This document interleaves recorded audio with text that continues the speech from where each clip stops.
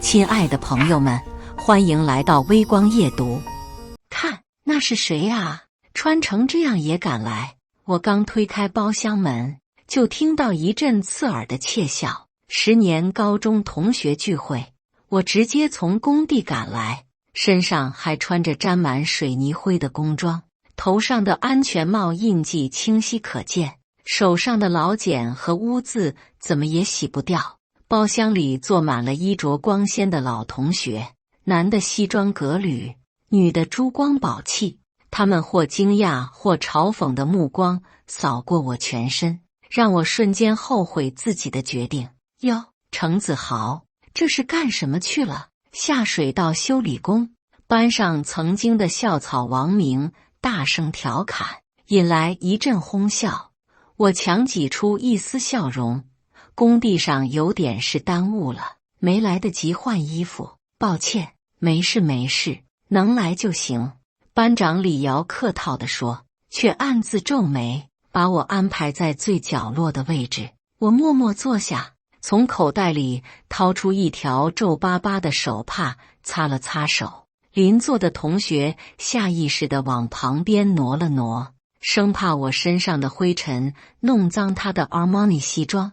大家都说说现在做什么吧。李瑶提议道，我先来。我现在是外资银行高级经理，年薪70万。他骄傲地扫视全场。接着王明笑着说，我在家族企业做副总，具体收入就不好意思说了，反正够花。他晃了晃手腕上的百达翡丽，一个接一个，每个人都在炫耀自己的成就。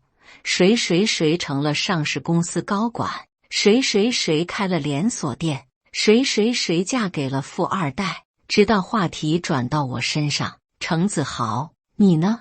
李瑶带着明显的轻视问道。全场安静下来，所有人都带着或好奇或嘲讽的表情看着我。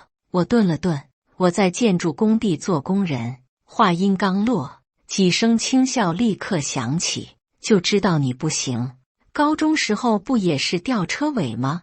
王明嗤笑道，老实人嘛，能养活自己就不错了。另一个曾经的班干部阴阳怪气地说。我沉默着，感受着他们刺眼的目光和言语间的鄙夷。10年前，我是班里的普通学生，成绩中下，没什么特长，也不擅长社交。现在看来，在他们眼里，我依然是那个不起眼的程子豪。晚餐进行到一半，王明已经喝了不少酒，话也越来越难听。程子豪，说真的，你这身打扮真是给我们班丢人啊！好歹换身像样的衣服再来啊！看看你现在的样子，跟个要饭的似的。李瑶本应制止这种言论，却只是笑着摇摇头。王明，别这么直接嘛。不过程子豪，你确实应该注意一下形象。我紧握着拳头，指甲深深陷入掌心。就在这时，包厢门被推开，一个穿着简单白裙的女孩走了进来。抱歉，我来晚了。女孩微笑着说。全场的目光立刻被吸引过去。她就是高中时的校花林小雨，也是我曾经暗恋的女孩。10年过去，她依然美丽动人，只是比高中时多了几分成熟与优雅。小雨，李瑶惊喜地迎上去，听说你去国外了，没想到真的回来参加聚会。林小雨笑着打招呼，目光扫过全场，在看到角落里的我时停留了1秒，似乎有些惊讶。来，坐这边。王明连忙让出身边的位置。听说你在国外做设计师，一定很成功吧？林小雨谦虚地笑了笑，还行，就是一份工作而已。他的到来让聚会氛围更加热烈，大家争相向他讲述自己的辉煌成就，似乎都想在校花面前留下好印象，而我则更加沉默地缩在角落里。对了，程子豪在那边。王明突然指着我，对林小雨说，他现在是建筑工人，今天穿着工装来的，你认得出来吗？”说着，他哈哈大笑，仿佛讲了个多么有趣的笑话。其他人也跟着笑起来，目光在我和林小雨之间来回扫视，等着看热闹。林小雨看向我，眼神复杂。高中时，我们只有过几次简单的交集。他帮我补习过数学，我为他修理过自行车，但那些微小的温柔已经成为我心中珍贵的记忆。程子豪，王明继续挖苦道：“你这混得也太差了吧？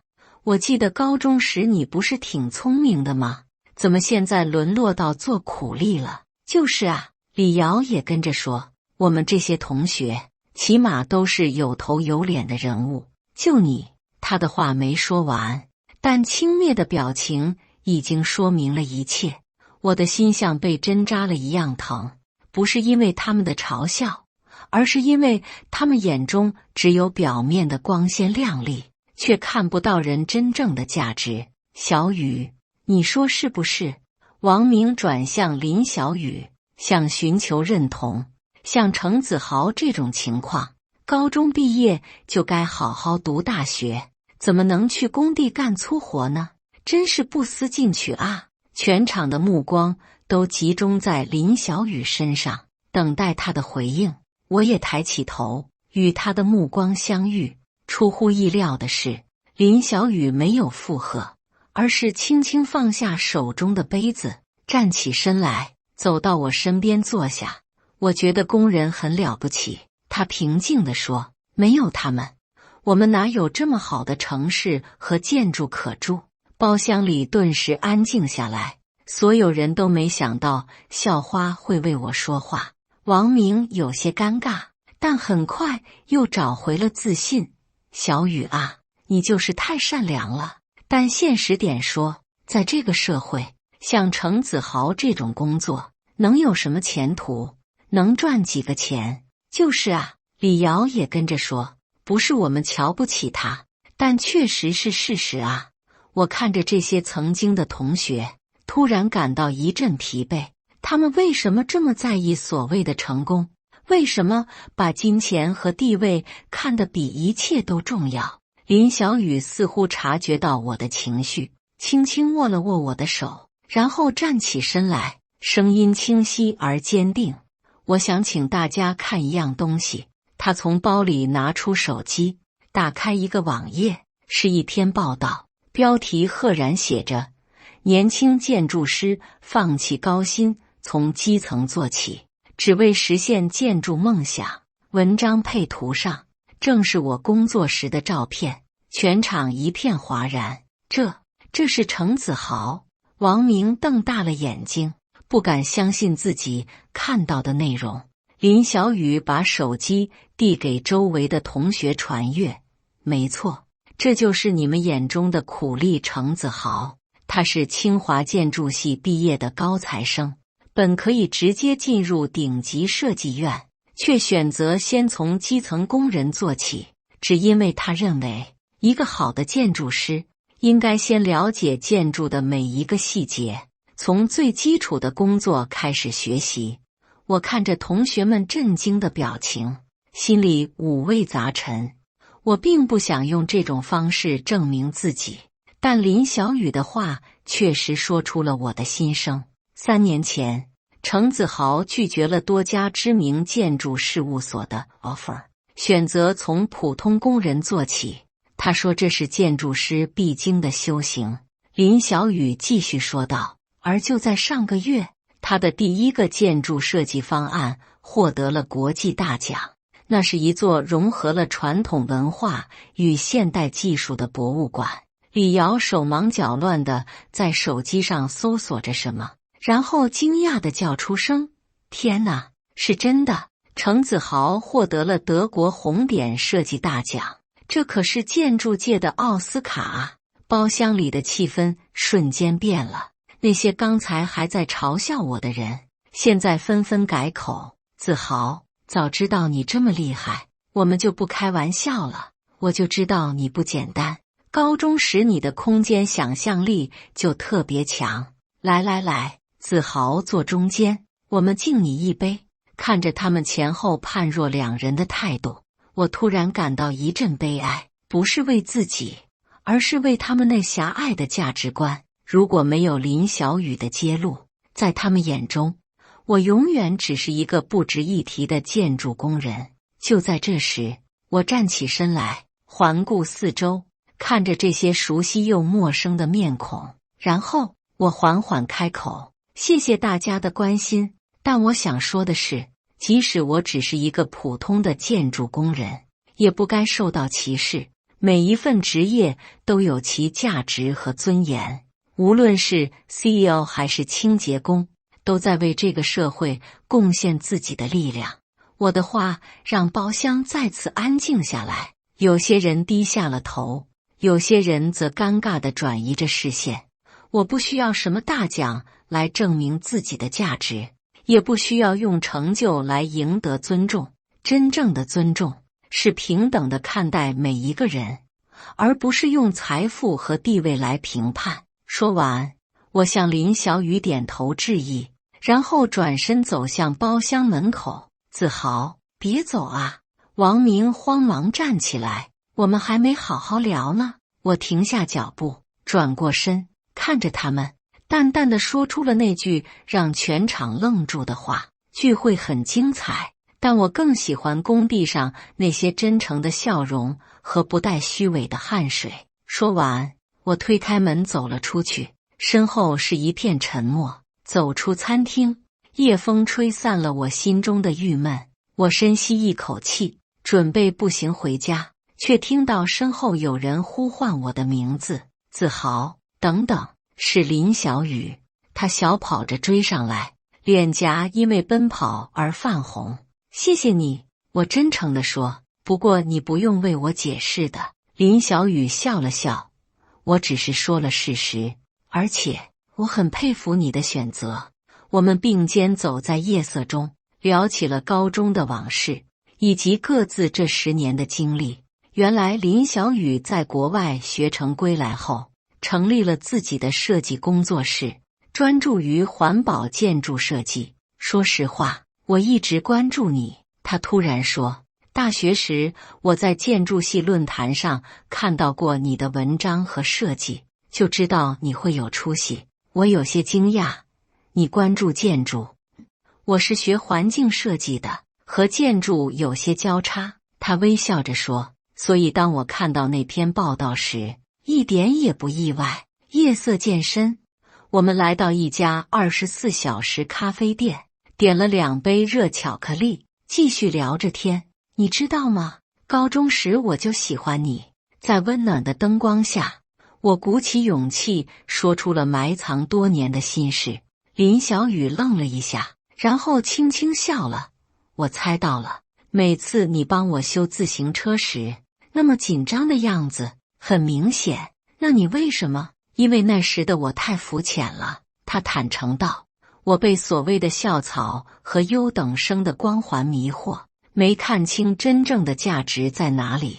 我们的对话让我想起了高中时的自己。那时的我家境普通，成绩中等，没有特别出众的地方，但我喜欢画画，尤其喜欢画建筑，经常一个人坐在教学楼顶楼，描绘校园的轮廓和远处的城市景观。有一次，林小雨偶然发现了我的画，称赞说我有特别的空间感。那是我第一次收到他的认可，也是我决定学习建筑的起点。其实，我选择从工人做起，也有一部分原因是因为我父亲。我告诉林小雨，他是一名老建筑工人，干了一辈子的活，却从未被人真正尊重过。他的经验和技术都是靠几十年的累积。我想了解他的世界，也想用我的专业知识改善建筑工人的工作环境和安全条件。林小雨静静地听着，眼中流露出感动和敬佩。大学毕业后，我本可以直接进入设计院，但我觉得那样太脱离实际。一个从未摸过砖头、抹过水泥的建筑师，怎么能设计出真正适合使用的建筑？所以我选择先当工人，了解建筑的每一个环节，从最基础的部分学起。这需要很大的勇气。林小雨说，很少有人愿意放下身段，从零开始，不是放下身段，我纠正道，而是尊重每一个环节和每一个参与者。建筑不只是图纸上的线条，更是无数工人用汗水和智慧堆砌起来的。谈话间，林小雨的眼神越来越柔和，我们仿佛回到了10年前，那个青涩却真诚的年纪。从咖啡店出来，已经是深夜了。我提出送林小雨回家，她欣然接受。夜色中，我们走过一座正在建设中的桥梁，工地的灯光映照着河面，闪烁着温暖的光芒。那是你们公司的项目吗？林小雨问道。我点点头，是的，这座桥采用了全新的减震技术，能够承受更大的压力和更复杂的自然条件。听起来很厉害，更厉害的是那些日夜施工的工人们。我指着远处的身影说，他们中有些人可能一辈子只会建桥，但他们的技术和经验是任何理论都比不上的财富。林小雨若有所思地点点头。你和他们相处得好吗？刚开始很难，我苦笑道，他们把我当成纸上谈兵的大学生，处处刁难。但随着时间推移，当他们看到我真心想学，愿意吃苦，态度就变了。现在我们是朋友，也是互相学习的伙伴。我告诉林小雨，正是这3年的基层经历，让我的设计从理论走向实践，从概念变为现实。我了解了材料的特性，掌握了施工的难点，知道了工人的需求，这些都是书本上学不到的知识。所以今天在聚会上，当他们嘲笑你是工人时，你一点都不生气。林小雨好奇地问。一开始有点难过，我坦诚道，不是因为自己被看轻，而是因为他们的偏见。在他们眼中，工人就是低人一等的代名词，这种观念太狭隘了。林小雨沉默了一会儿，然后说，我很庆幸你没有变成他们那样。成功不应该只有一种标准，更不应该用金钱和地位来衡量。我们走到林小雨家楼下，夜已深，但谈话却让我们都不愿道别。自豪，林小雨突然认真地看着我，我能参观你的工地吗？我想看看你平时工作的地方。我有些惊讶，但很快点头答应，当然可以，随时欢迎。第2天是周末，我带林小雨来到我工作的建筑工地。这是一个大型文化中心项目，融合了传统元素和现代技术，也是我参与设计的第1个重要项目。工地上，工人们正在忙碌，看到我带着林小雨来，他们纷纷打招呼。成功，今天不是休息日吗？哟，成功带女朋友来了。我一一介绍林小雨认识这些朝夕相处的工友，他们虽然衣着朴素，手上满是老茧，但眼神中透露出的是对工作的自豪和对生活的热爱。这是老王，混凝土方面的专家，没有他搞不定的结构问题。这是小李，20岁就能独立完成复杂的钢筋绑扎，技术精湛。林小雨认真地和每一个人交谈，了解他们的工作和生活。他的真诚和尊重，让这些常年被忽视的工人们感到前所未有的重视。参观结束后，我们在工地附近的小餐馆吃午饭，几个工友也加入了我们。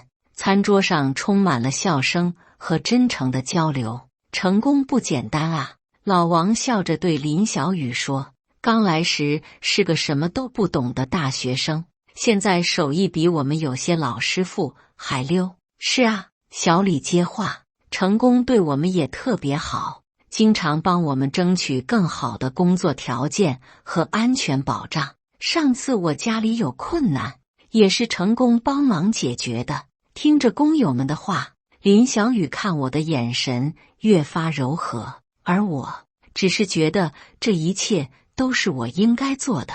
他们都叫你成功，很尊敬你。离开餐馆后，林小雨说：“互相尊重而已。”我笑道：“在工地上，资历和技术才是硬道理，不是学历和头衔。”那天之后，林小雨和我的联系越来越频繁，他开始对我的工作产生浓厚兴趣，甚至提出了一些关于环保建筑的创新想法。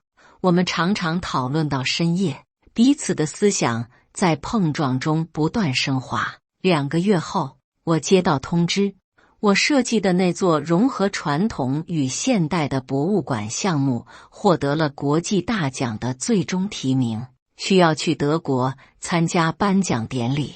我可以和你一起去吗？林小雨问我，眼中闪烁着期待的光芒。我欣然同意，心中涌起一股暖流。或许这就是命运的安排，让我们在10年后重新相遇，在彼此最好的年纪相知相惜。德国之行很顺利，我的设计最终获得了大奖。在领奖台上，我特别感谢了那些默默无闻的建筑工人，是他们的汗水和智慧，让设计变成了现实。这个奖不只属于我，也属于每一个参与建设的工人。没有他们，再完美的设计也只是纸上谈兵。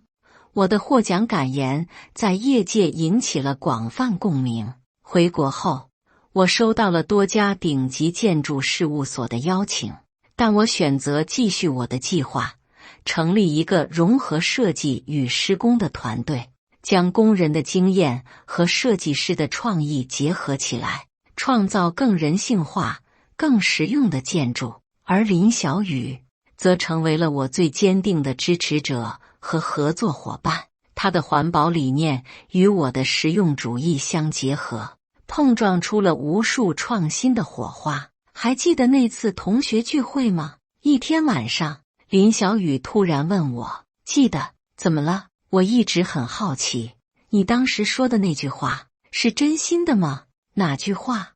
你说你更喜欢工地上那些真诚的笑容和不带虚伪的汗水。我笑了笑，握住他的手，当然是真心的。在那些看似光鲜的表面下，有多少人是真正快乐的？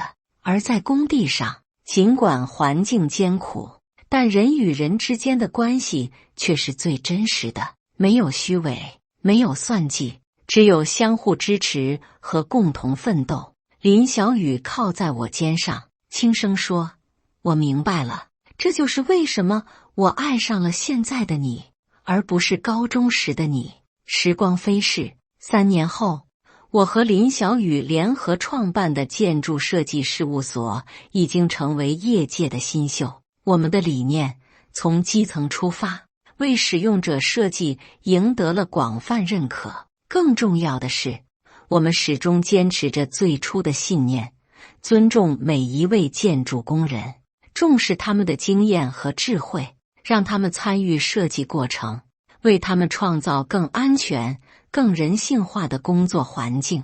有一天，我收到了李瑶的消息，说要举办另一次同学聚会。这次，我和林小雨一起参加了。与10年前不同，这次我们受到了热烈欢迎，甚至被请到主桌就坐。王明依然光鲜亮丽，但言谈间透露出的疲惫和焦虑，与他光鲜的外表形成了鲜明对比。他告诉我，家族企业最近遇到了困境，他每天都要面对巨大的压力。子豪，你真是太厉害了。王明由衷地说，不仅事业成功，还找到了真爱。最重要的是，你看起来真的很快乐。我笑了笑，没有多说什么。在这个浮躁的时代，真正的快乐确实难能可贵。聚会结束后，我和林小雨去了附近的工地，看望正在加班的工友们，我们带去了饮料和点心，和他们一起度过了一个简单而温馨的夜晚。回家路上，林小雨突然问我，如果让你重新选择，你还会从工人做起吗？我毫不犹豫地点头，当然会。那是我人生中最宝贵的经历，让我明白了什么是真正的价值，什么是值得尊重的工作。想到那次同学聚会上的情景，我不禁感慨万千。在这个过度强调成功和财富的社会里，有多少人被表面的光鲜迷惑，忘记了真正重要的东西？有多少人为了所谓的体面，放弃了自己的梦想和原则？每个人都有选择自己生活方式的权利，无论是穿西装还是工装，只要内心坚定，就无需在意外界的眼光。真正的成功，不是别人眼中的光环，而是自己内心的满足和平静。我曾经穿着工装去参加同学聚会，遭到嘲笑和轻视，但正是那身工装，让我明白了什么是真实，什么是值得坚持的价值。它不仅没有成为我的负担，反而成为了我最引以为傲的标志。你是否也曾因为不符合主流的成功标准而感到自卑？是否也曾为了迎合他人的期望而放弃自己的选择？或许我们都需要勇气去追求真正属于自己的道路，无论它看起来多么与众不同。毕竟，人生最大的成功，不是赢得所有人的掌声，而是能够坦然面对镜中的自己，并为自己的选择感到骄傲。你觉得呢？感谢大家的观看，本期故事精彩吗？欢迎大家在下方评论区吐槽。如果你喜欢这类故事，记得点击订阅微光夜读，并分享给更多的人，这会对我帮助很大。再次感谢大家的观看。